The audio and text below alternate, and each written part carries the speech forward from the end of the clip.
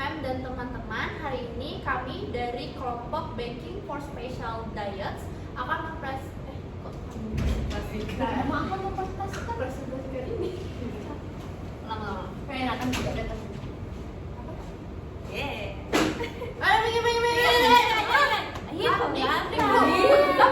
Agak jadi-jadi nih, ada rapat nih. Tuh. Satu, diam ya. Tuh, 2, 3. Selamat sore, Miss Yola dan teman-teman. Hari ini kami dari kelompok Baking for Special Diets akan mempresentasikan hasil kerja kami. Pertama-tama kami akan perkenalan diri kami terlebih dahulu. Perkenalkan, nama saya Megasa Virginia. Saya Ivania Putri. Saya Felicia Isabel. Mari kita mulai, guys. Jadi yang pertama itu ada nutritional concern, yang dimana ini adalah masalah-masalah gizi pada manusia. Biasanya masalah pola makan itu dapat dikategorikan 2 kategori. Yang pertama itu ada masalah gizi dan masalah alergi serta intoleran makanan. Nah, keduanya itu membutuhkan pendekatan yang berbeda-beda. Adapun gizi yang baik seperti yang pertama itu mengkonsumsi makanan bervariasi dengan mengandung vitamin, mineral, zat gizi itu penting, dan membatasi makanan-makanan yang berbahaya seperti junk food atau makanan cepat saji. Nah, yang kedua itu mengelola berat badan memerlukan pembatasan kalori, terutama pada lemak dan gula. Karena lemak dan gula itu gampang sekali untuk menaikkan berat badan kita, ataupun gizinya juga kalau misalnya kita makan lemak lebih banyak atau gula lebih banyak, itu tidak sehat juga untuk tubuh kita. Yang ketiga itu ada makanan dengan kepadatan gizi tinggi, termasuk buah, sayur, ataupun biji-bijian yang utuh. Sedangkan kalau gula dan tepung olahan memiliki kepadatan gizi yang sangat rendah. Selanjutnya ada nutrient in the bake shop. Jadi ini adalah pembuatan roti atau cookie pastry yang biasa memiliki peran yang berbeda dalam menyajikan makanan bergizi, tergantung pada tempat kerjanya mereka sendiri. Nah, selain itu pembuatan roti atau cookie pastry di restoran, mereka tuh lebih berfokus pada makanan yang menarik dan enak. Nah, meski seringkali pelanggan itu lebih suka memilih pilihan makanan yang kadang kurang sehat untuk tubuh mereka, atau yang tinggi lemak, tinggi karbohidrat, ataupun tinggi gula. Nah, masalah gizi itu ada mencakup 2 aspek. Itu yang pertama ada nutrisi energi. Nah, nutrisi energi itu ada lemak, karbohidrat, dan protein. Selanjutnya ada nutrisi metabolik, yang ada di dalamnya itu ada vitamin, mineral, dan air. Selanjutnya ini ada basic nutrients. Nah, yang pertama itu ada karbohidrat. Karbohidrat sendiri adalah sumber energi utama terpenting bagi tubuh. Nah, kalau misalkan kita makan karbo yang terlalu tinggi, itu akan menyebabkan kenaikan darah kita juga, kenaikan berat badan kita. Nah, karbo ini juga terdiri dari atom karbon, hidrogen, dan oksigen. Dan juga pati dan gula itu merupakan karbohidrat yang terpenting pada makanan.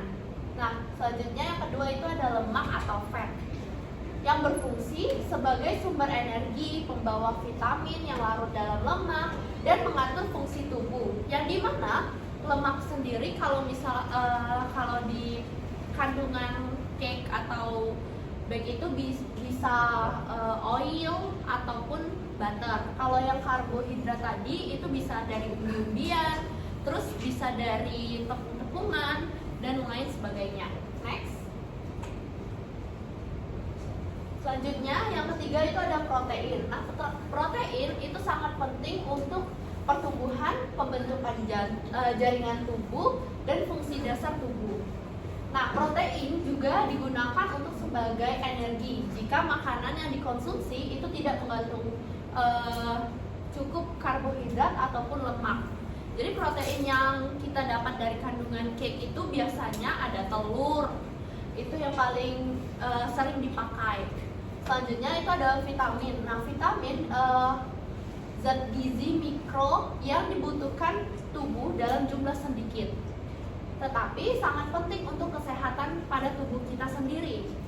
Vitamin itu tidak menyediakan energi, tapi beberapa di antaranya itu harus ada agar energi dapat digunakan di dalam tubuh kita. Nah, vitamin yang larut dalam air itu ada vitamin B dan vitamin C yang tidak bisa disimpan dalam tubuh, sehingga harus dikonsumsi setiap hari. Nah, kalau misalnya vitamin yang larut dalam lemak itu ada vitamin A, D, E, dan K. Nah, itu dapat disimpan dalam tubuh, tetapi jumlah total yang dikonsumsi dari waktu ke waktu itu harus mencukupi. Selanjutnya, adapun mineral. Nah, mineral itu sangat dibutuhkan juga di dalam tubuh, tetapi dalam jumlah yang kecil. Nah, mineral itu ada dua, ada mineral utama dan mineral jejak. Kalau mineral utama itu seperti kalsium, klorida, terus magnesium, fosfor, sulfur, natrium, dan kalium. Kalau misalkan mineral jejak itu kayak yang dikonsumsi dalam jumlah yang lebih sedikit, seperti kromium, terus ada tembaga, besi, seng, sama yodium. Selanjutnya ada fiber atau serat yang dimana karbo kompleks yang tidak dapat diserap oleh tubuh. Jadi serat itu memiliki banyak manfaat bagi kesehatan. Itu seperti menjaga kesehatan pencernaan, terus ada mengontrol berat badan dan mengurangi resiko penyakit. Nah, sayuran yang dapat mengandung serat itu ada selada, wortel, bayam, terus ada jamur, labu, asparagus, kentang, brokoli, dan kacang panjang. Kalau misalkan pada buah-buahan itu banyak di jeruk, apel, pisang, buah pir, mangga, persik, sukun, buah beri, dan buah arah. Nah, biasanya kalau kue-kue itu mereka sering menggunakan serat kayak bikin banana cake atau carrot cake, itu lebih sering digunakan pada bakery and pastry. Tapi banyak juga aneka-aneka buah yang digunakan untuk kandungan serat pada bakery and pastry ini. Selanjutnya, calories and weight gain.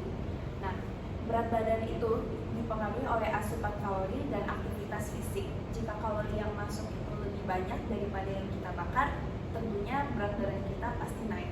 Cuman sebaliknya, kalau misalnya kalori yang dibakar itu lebih banyak daripada yang dikonsumsi, berat badan kita otomatis akan turun. Nah, penurunan berat badan itu hanya bisa dicapai dengan makan yang lebih sedikit, berolahraga yang lebih banyak, atau kombinasi keduanya. Nah, ada 3 kandungan yang utama yang mampu menaikkan kalori. Yang pertama itu ada fat, terus ada sugar, dan starches atau pati.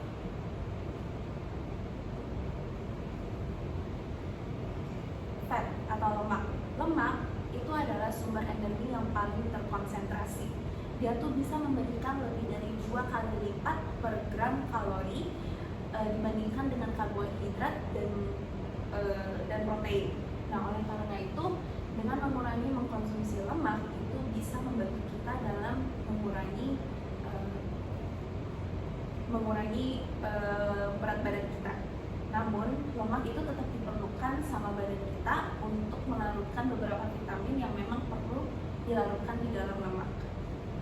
Nah, lemak ini di sini terbagi menjadi 3 jenis. Yang pertama ada lemak jenuh. Lemak jenuh itu dia berbentuk padat pada suhu ruangan dan dia tuh biasa ditemukan di produk-produk hewani seperti kayak daging, susu, telur, minyak kelapa dan minyak sawit, dan juga margarin padat. Nah, mengkonsumsi lemak jenuh yang berlebihan itu mampu mengakibatkan masalah-masalah kesehatan seperti pada jantung dan masalah kesehatan lainnya. Kemudian ada lemak tak jenuh ganda dan lemak tak jenuh tunggal. Kedua ini itu dia bersifat lemak cair dan dia itu lebih sehat dibandingkan dengan lemak jenuh. Nah, biasa lemak jenuh ganda itu biasa terdapat pada minyak nabati seperti minyak jagung dan minyak bunga matahari. Kalau misalnya lemak jenuh tunggal itu biasa banyak ditemukan dalam minyak zaitun dan juga minyak canola yang justru mampu membantu menurunkan kolesterol jahat di dalam tubuh kita. Kedua jenis lemak ini itu juga biasa ditemukan di dalam kacang-kacangan, biji-bijian, buah, dan sayuran juga. Nah, kemudian ada satu jenis lemak lagi yang berupa translemak. Translemak ini itu dia juga sejenis dengan lemak jenuh, dan ini tuh udah menjadi perhatian khusus karena dia mampu menaikkan kolesterol jahat di dalam tubuh kita. Oke. Translemak ini itu dia dihasilkan melalui proses yang dinamakan hidrogenasi yang berupa memadatkan suatu lemak cair di dalam tubuh kita. Makanya itu menjadi bahaya banget karena bisa menyumbat kolesterol di dalam arteri kita atau yang disebutkan dengan arteriosklerosis.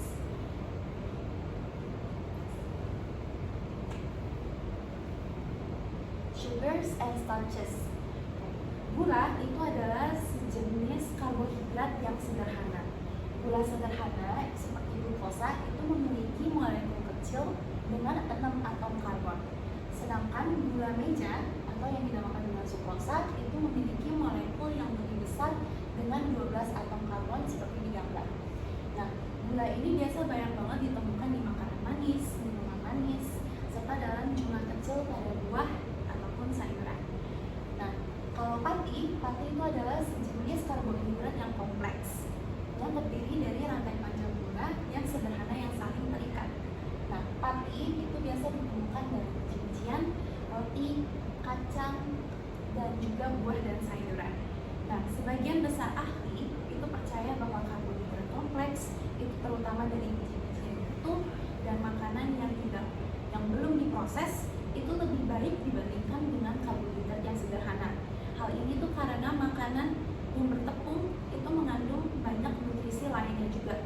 Sementara itu kalau misalnya makanan manis itu memiliki sedikit nutrisi, dan mengkonsumsi gula yang berlebihan dalam makanan itu mampu meningkatkan risiko penyakit jantung juga.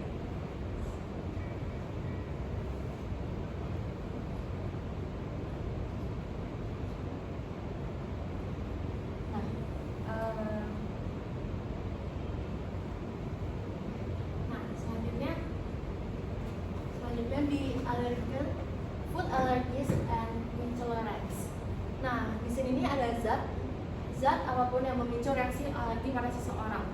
Nah, alergi makanan adalah respon abnormal terhadap makanan yang dipicu oleh sistem kekebalan tubuh.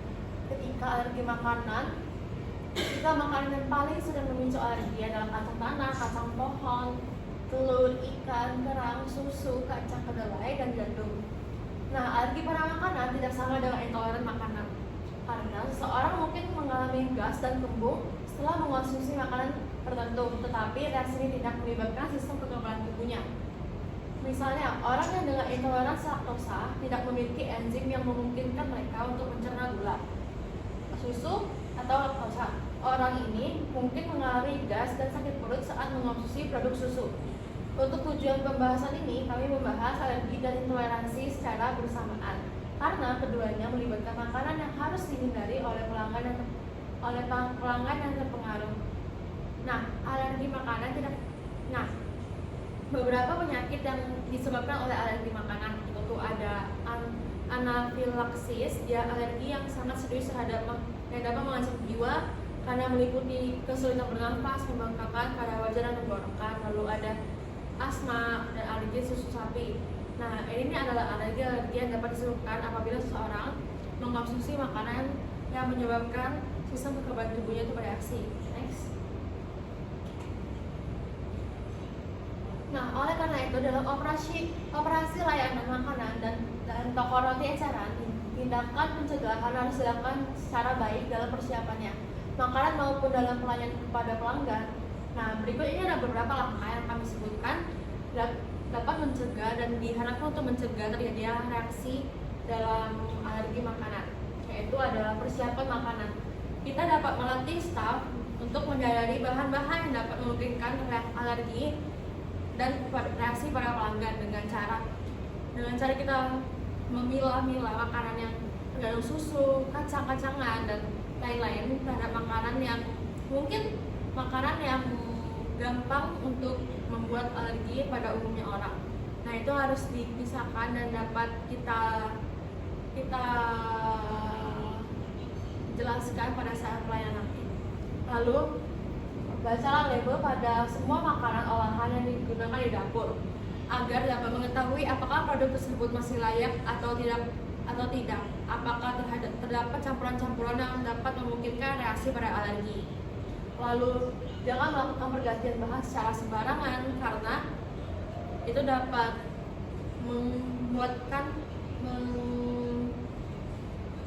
membuat miskomunikasi antara karyawan. Nah, hal itu dapat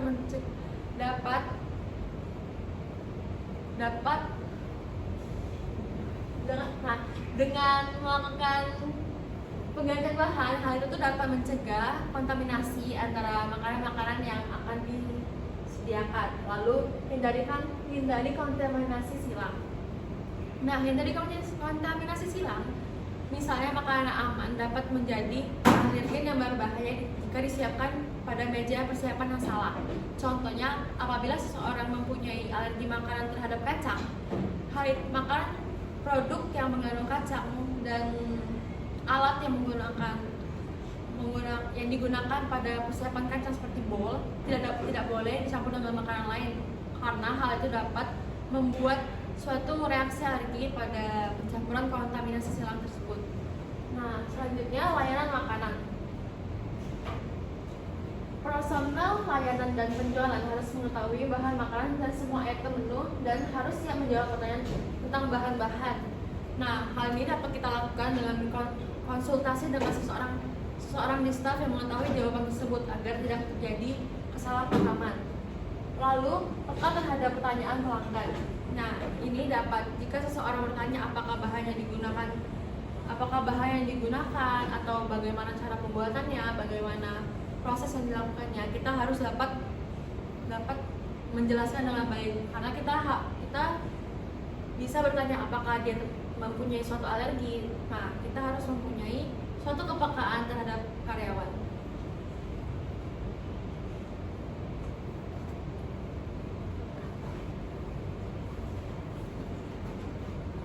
Nah, ini itu ada contoh-contoh alergi, yaitu yang pertama ada alergi susu, terus ada kacang dan juga gluten seperti gandum. Terus juga ada soy, telur, dan juga alkohol.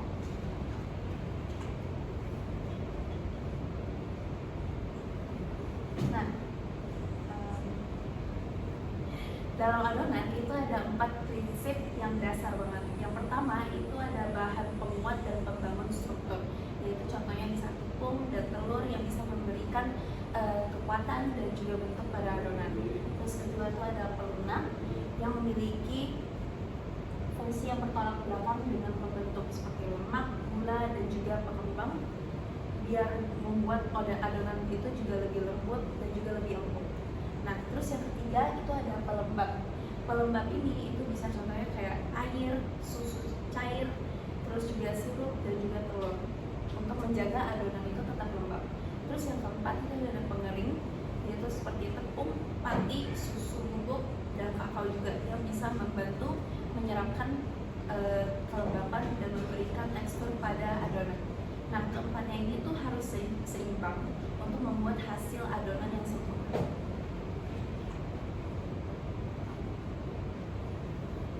Dalam memodifikasi formula untuk diet itu memiliki 2 prinsip yang harus diterapkan agar hasil itu tetap maksimal. Nah, yang pertama itu bisa mengganti bahan dengan fungsi yang sama. Jika mengurangi lemak atau bahan pelunak, bisa kita ganti dengan bahan pelunak lainnya seperti gula untuk menjaga tekstur yang lembut. Terus kemudian yang kedua itu adalah menyesuaikan bahan yang berlawanan. Jika menghilangkan gluten atau bahan penguat, itu kita bisa mengurangi bahan pelunak lainnya seperti lemak atau gula agar struktur itu tetap terjaga. Nah, keseimbangan ini itu bisa kita gunakan untuk memastikan tekstur dan kualitas adonan itu tetap sesuai meskipun bahan dimodifikasi.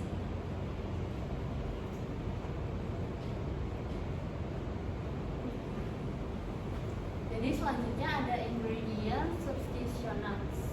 Jadi itu adalah komponen yang menjalankan fungsi penting dalam formula pembuatan kue. Jadi jika salah satu komponen dikurangkan atau dihilangkan, fungsinya itu harus dilakukan oleh bahan lain. Jadi kayak pertukaran bahan yang lebih sehat gitu. Nah, yang pertama itu ada fat atau lemak, yang dimana memodifikasi kandungan lemak dalam suatu formula itu biasanya melibatkan salah satu tujuan. Seperti yang pertama itu kalau mengganti lemak jenuh dan lemak trans dengan lemak tak jenuh yang lebih sehat.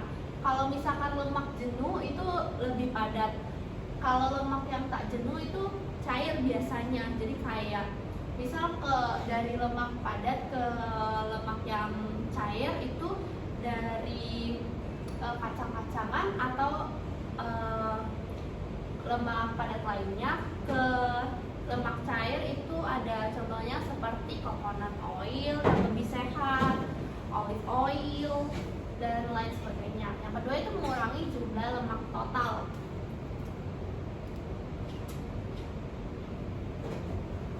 Selanjutnya untuk replacing saturated fats and trans fats with more healthful unsaturated fats. Jadi lemak jenuh yang termasuk lemak terpenting dalam pembuatan roti itu ada mentega, shortening, dan margarin. Nah, kalau lemak jenuh itu biasanya padat kan. Kalau lemak tak jenuh itu biasanya cair.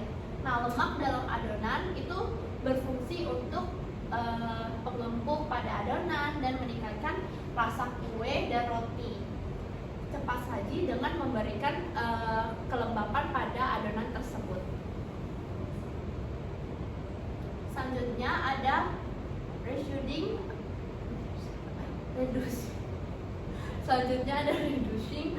the total amount of fat. Jadi mengurangi lemak dalam formula itu berarti mengurangi jumlah total bahan pengempuk pada adonan. Nah, ini ada pun beberapa teknik untuk mengurangi lemak total. Nah, pertama menggunakan tepung yang lebih lembut, misalnya mengganti tepung kue dengan tepung atau dengan tepung pastry, atau mengganti tepung pastry dengan tepung roti. Selanjutnya tepung untuk sebagian tepung roti.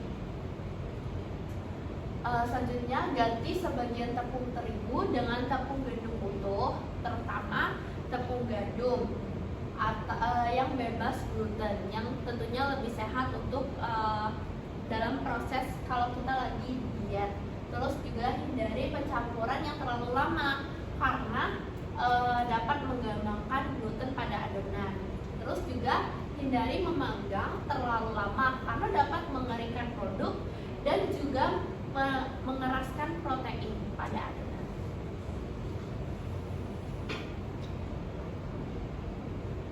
Selanjutnya adalah ingredient substitution, reducing the total amount of fat. Nah, untuk menambah bahan lunak dalam formula atau menambahkan bahan lunak untuk pelembab lain sebagai pengganti lemak. Nah, kita dapat meningkatkan gula sebagai pemanis cair seperti madu, moles, sirup jagung, dan sirup maple yang berguna untuk tujuan ini. Lalu ada menambahkan bubur atau buah sayuran. Banyak bubur yang dapat mengganti lemak untuk menambahkan kelembutan dan kelembapan makanan panggang, seperti saus apel, bubur krem, bubur kurma, bubur labu, jelly atau selai buah, bubur pisang, dan konsrat sari buah. Pilih rasa yang berbeda dengan rasa makanan panggang. Lalu banyak makanan rendah lemak yang tercantum dalam daftar standar pembuatan roti, misalnya menggunakan lapisan gula rendah lemak seperti fondant atau lapisan gula rebus sebagai pengganti krim atau pada mentega kue. Lalu gunakan engulfed food atau sponge cake sebagai pengganti metode pengolesan krim, tinggi lemak dan kue dengan rasio yang tinggi. Lalu gunakan meringues panggang sebagai pengganti adonan pendek pada kue kering dan tart. Gunakan isi-isian buah, bukan isian berlemak tinggi seperti fragipan dan krim keju. Lalu selanjutnya ada sugar. Nah, beberapa fungsi sugar dalam makanan panggang yaitu menambahkan cipta rasa kelembutan dan kehalusan tekstur, mempertahankan kelembutan sehingga meningkatkan tekstur dan menjaga kualitas, lalu berperan sebagai agen pengumulsi dengan lemak untuk menghasilkan pengembangan, lalu memberikan warna kerak karena sifatnya yang mencoklatkan seperti untuk mengkaramelisasi. Nah, dapat mengganti gula putih dengan berat yang sama tanpa perubahan lain pada formula. Jika gula cair digunakan seperti madu, sirup beras merah, moles atau sirup maple, penyesuaian berikut pada formula yang mungkin diperlukan. Nah, gula cair tidak memiliki kemampuan untuk membuat krim, jadi bentuk pengembangan harus digunakan sebagai penggantinya. Mungkin kita dapat mencampur adonan dengan metode muffin daripada metode krim karena asalkan menambahkan jumlah bubuk pengembang. Jika gula cair yang digunakan banyak, kurangin cairan lain dalam formulanya. Nah, tidak semua gula cair memiliki daya pemanis yang sama. Jika kita harus menyesuaikan jumlahnya, misalnya sirup beras merah hanya 30 hingga 60% lebih manis daripada gula putih, sedangkan madu lebih manis daripada gula putih. Dan juga kita dapat mengganti gula dengan bahan kimia yang memiliki rasa manis. Biasanya jauh lebih manis daripada gula, tetapi tidak memiliki nilai gizi yang sama seperti gula. Seperti contohnya aspartam dan sakarin adalah bahan kimia yang sangat manis yang sering digunakan sebagai pemanis minuman, tetapi tidak dapat digunakan dalam pembuatan kue karena tidak dapat menjalankan fungsi-fungsi gula yang telah kami jelaskan tadi. Nah, selain memberikan rasa manis, aspartam hancur oleh panas sehingga tidak bisa berguna dalam pembuatan proses kue. Lalu ada sukrosa granular. Nah, sukrosa granular 600 kali lebih manis daripada gula. Untuk memanggang sukrosa yang dicampur dengan bahan pengisi lainnya yang disebut dengan maltodextrin untuk memberikan daya pemanis dan tekstur yang sama dengan gula dalam jumlah yang sama. Namun sukrosa tidak memiliki kemampuan mengental yang baik, tidak menyebabkan warna yang kecoklatan dan tidak memberikan tekstur. Sukrosa juga tidak memiliki kualitas penyimpanan seperti halnya gula. Maka karena itu mengganti gula dengan sukrosa kita dapat harus mengganti dengan volume yang sama. Bukan berat yang sama karena sukrosa granular juga lebih ringan daripada gula. Nah, for information, sukrosa granular mengandung 96 kalori per cangkir atau 240 ml, terutama pada bahan pengisi. Sedangkan gula pasir mengandung 770 kalori untuk volume yang sama dengan sukrosa. Selanjutnya ada gluten. Gluten, fungsi pembentuk massa ini digandakan hanya dengan mengganti tepung dan pati lain dengan tepung gandum. Beberapa pati seperti tepung maizena juga dapat mengganti sebagai kekurangan gluten. Tepung maizena harus diglutinasi, misalnya membentuk gel yang kuat, dapat memperbaiki struktur beberapa panggangan untuk kue-kuean. Nah, biji-bijian dan bahan lain yang tercantum di bawah ini mengandung protein gluten dan karena tidak cocok dengan diet bebas gula. Nah, ini seperti jelai, kamut, malt yang terbuat dari jelai, lalu ada gandum secara beras kembung yang dapat diolah di fasilitas yang mengolah gandum. Nah, makanan bebas gluten bahkan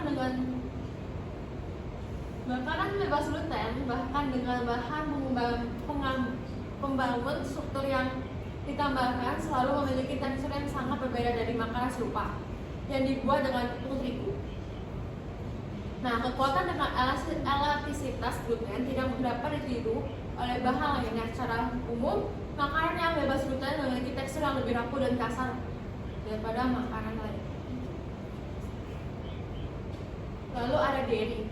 Nah, bahan-bahan susu dalam formula kue dimodifikasi untuk mencapai salah satu dari dua tujuan, seperti mengurangi lemak dan kalori dari produk susu, penuh lemak, atau membuat produk bebas laktosa dan alergen.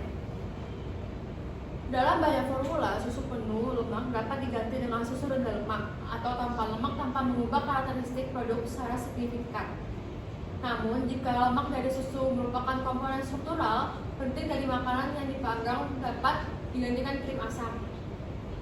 Krim asam biasanya dapat didapat dalam beberapa formula dan seperti yogurt bebas lemak seringkali berfungsi sebagai pengganti krim asam seperti halnya yogurt susu murni. Nah, pengganti lainnya seperti yang tersedia secara komersial terbuat dari beras, kacang almond, quinoa, kentang, biji-bijian, dan kelapa. Tidak seperti produk lainnya, santan kelapa mengandung lemak tinggi yakni 17% atau lebih. Beberapa di antara tersedia dalam bentuk bubuk atau cair. Margarin berparvi atau parvi bebas susu, maka harus dibaca dengan seksama jika ingin membeli karena margarin mengandung protein susu. Selanjutnya lalu egg.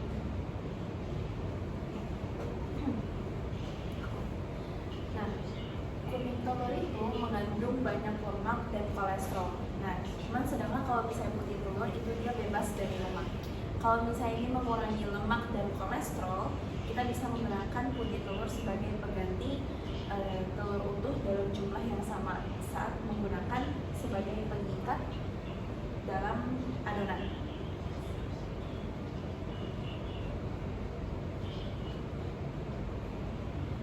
Pati, jam, dan protein itu dapat digunakan sebagai pengganti telur untuk menggantikan fungsi pengikatnya dalam berbagai resep juga. Nah, salah satu alternatifnya itu yang populer adalah bungkil biji rami yang kaya akan gam dan juga serat larut. Nah, ketika dicampur dengan air, bungkil biji rami ini akan membentuk gel yang menyerupai konsistensi telur, sehingga sangat cocok saat digunakan sebagai pengganti telur, terutama dalam resep kue, roti, atau makanan vegan. Nah, ini adalah salah satu contoh resep yang seperti low fat coklat pie dan gluten free coklat chips cookie. Nah, ini ada beberapa gram-gramannya, metodenya, dan variasinya.